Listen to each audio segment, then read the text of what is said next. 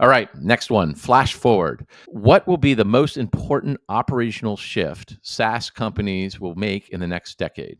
Yeah, we talked about a lot of things, but AI is certainly a huge enabler. And I think it's more on the personal productivity side than the fear that people seem to have that AI is going to replace everybody and we won't have jobs and there's nothing to do.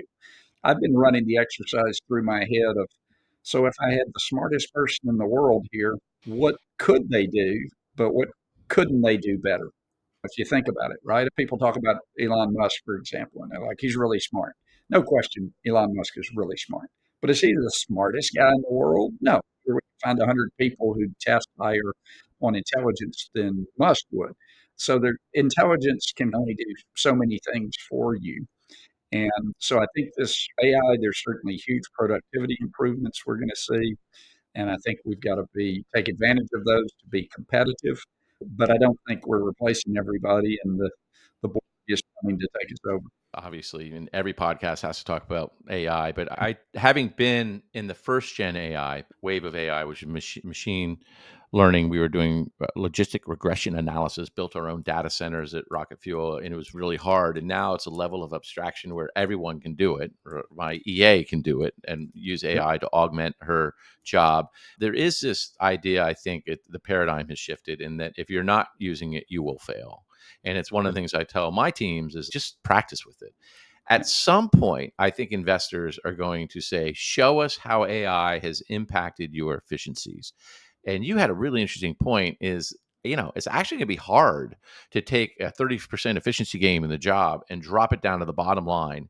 Why is that? I think this technology is very quickly, if not already, a commodity item. Everybody has access to it at a very low price. This is not like some new invention that costs $1 million and so only big companies can access it or whatever. It's immediately democratized. And so, because of that, I think you have to adopt it, but everybody else is going to be adopting it. And business is ultimately a competitive game. And so, you may get huge productivity improvements, but can you take that to the bottom line? Well, not if your competitors getting those same productivity improvements.